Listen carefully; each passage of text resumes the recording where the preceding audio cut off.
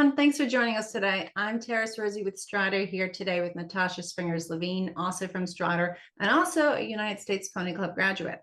So we wanted to give you a quick overview of how you're going to get your Pony Club started on Strider to accept digital entries and payments. We know there's a lot of Pony Clubs out there that are really interested in saving time and making life easier for their members. So we will help you get started.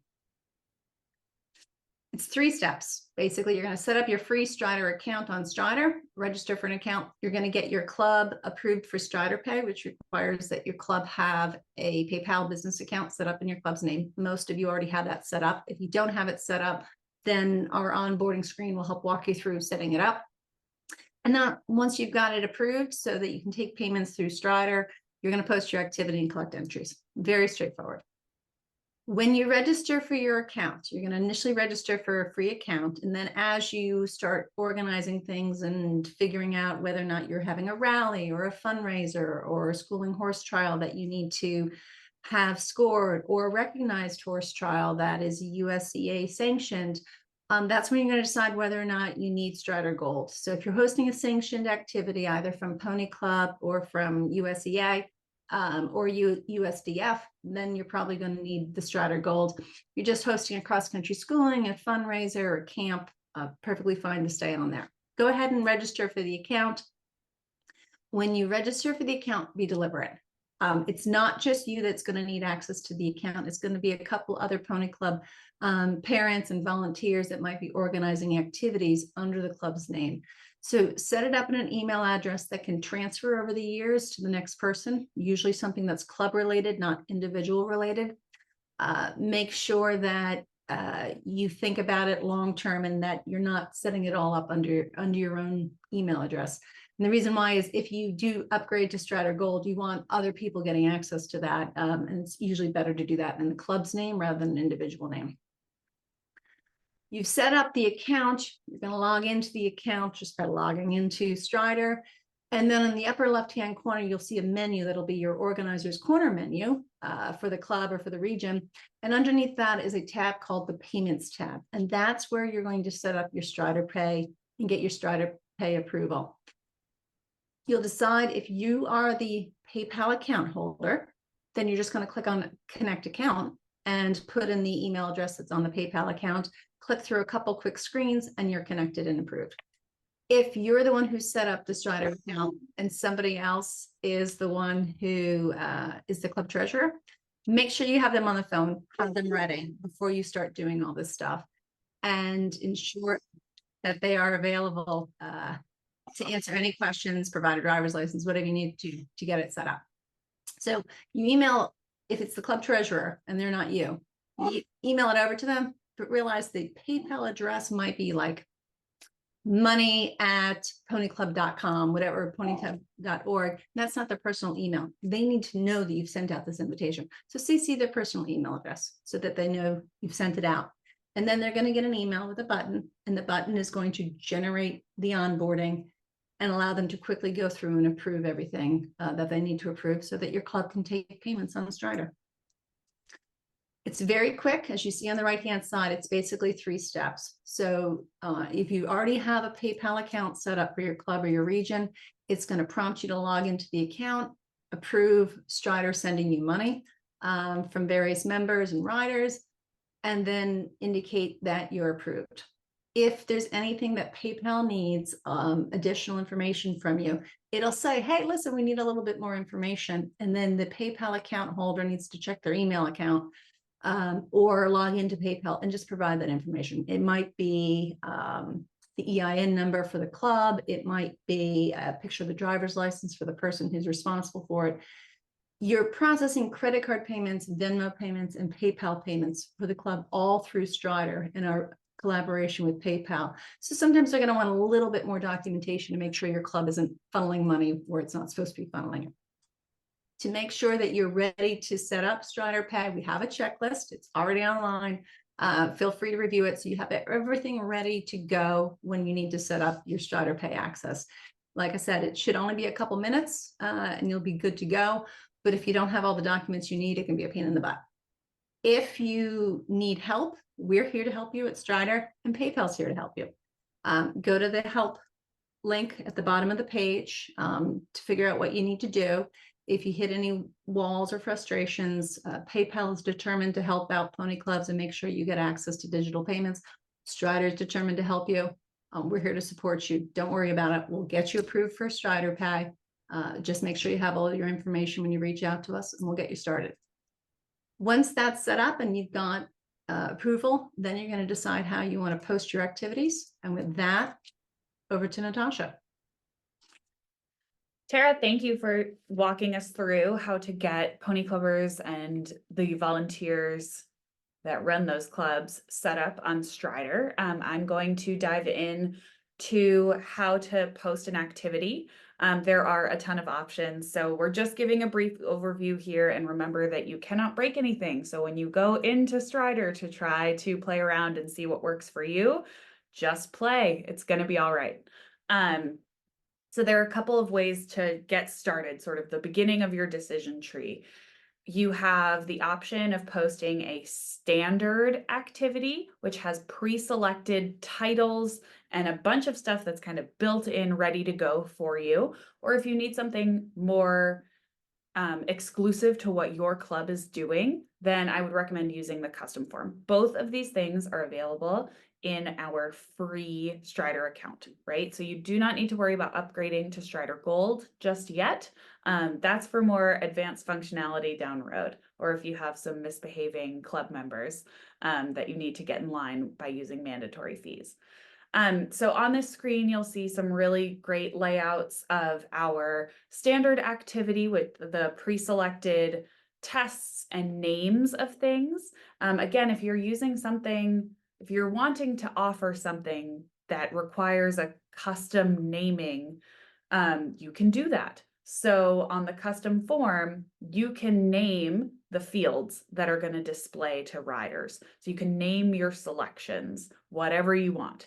It can be, 2'3" jumper round, or it can be 1 o'clock to 2 p.m. zebra grooming session, whatever you want, right? So this is something that's great for things like rallies, where you may be offering slightly different things, or, we have a lot of pony club organizers use this for quiz rally and collecting their entries for that. Another thing that you can do is collect your annual membership dues through the custom form, which we make available to pony clubs. Again, it's a great tool to use if you need to have certain fees become mandatory, or if you are offering something that is sanctioned and recognized by a governing body like USEF or USEA, you might need to consider upgrading to Strider Gold.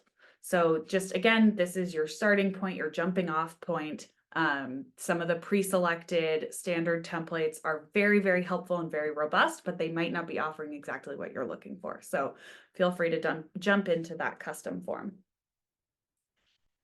Once you have published your activity, it is available and open for everybody to enter, unless of course you've indicated that it's open for invite only, which is a fun feature that we offer.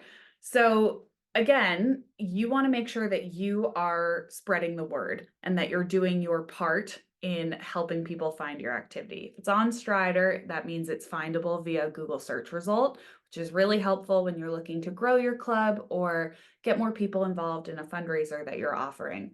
But do remember that once your activity publishes, you have your own link to that activity. You can also find that activity through the Strider calendar. You're going to get a link emailed to you. There are a lot of ways to access this activity. And you can always Google it if all else fails. Invite riders. Invite them, invite them, invite them. People don't want to come to things that they're not invited to. So make sure that people know that your entries are on Strider, that they're open for entries, and that people can access what you're offering via the internet, right? So you'll want to use something like email. You can post your link on Facebook. These really wonderful, the way that we set up the website is that a preview photo will display when you post the link on social media. So that makes it more appealing. That means that the algorithm is going to do a little extra legwork for you and showing it to more people. And then of course our calendar, gets a ton of visual traffic and a ton of visitors. So your activity is automatically going to be there. It's also automatically going to be on Eventing Nation's What's Happening page. Again, if you are hosting something that is invite only, you can indicate that and send out your own password so that people have access to that, but it's still going to appear in the calendar. It's just going to appear as invite only. The rider is going to have a slightly different experience than you will have as the organizer when they are looking at your activities, right? So when somebody accesses your activity, and you'll see on the left side of the screen here next to the jumping horse, that is what the basic overview of an activity page looks like. As they move into registering for the activity, it's a really, really clear, easy to move through process. We really thought about riders and horses moving through a jump chute, right? So getting them from A to B, from interested to entered really, really quickly when we set this up. So we want to make it user-friendly for everybody. They will see your selections that you've either indicated as available or named yourself using the custom form. They will be able to select what they want to select, add documents, pay via Venmo, credit card, or PayPal. And then boom, they're going to get a confirmation email sent right to them. So there's no question about, did I enter? I don't know if I entered, because they've got a confirmation email. There's a confirmation screen that pops up. They also are going to, if they have an account, they will have that information in their rider account so that they can reference it at any time. As the organizer, you have access to your activities and all of the information that riders have sent to you through Strider, available to you at any time. So you can log in and make any changes that you need to make to activities that are posted. You can access things that have passed. You can access your draft activities, anything. You've got lots of options in your organizer's corner. You'll also have at a glance access to documents, rider details, horse details for each activity. And you can make changes to riders' entries. You can also download and access various reports. So payment reports, full detail reports, all of that. You'll also get handy emails when any of those riders enter your events. And then you'll be able to access all of that information in your organizer's corner. So you don't necessarily need to hang on to every Strider email that comes in. It's a nice way to keep your inbox from flooding. So that kind of walks us through everything that you need to know about getting started on Strider. If you have any questions about specific features, upgrades to Strider Gold, etc., you can take a look at our online resource center.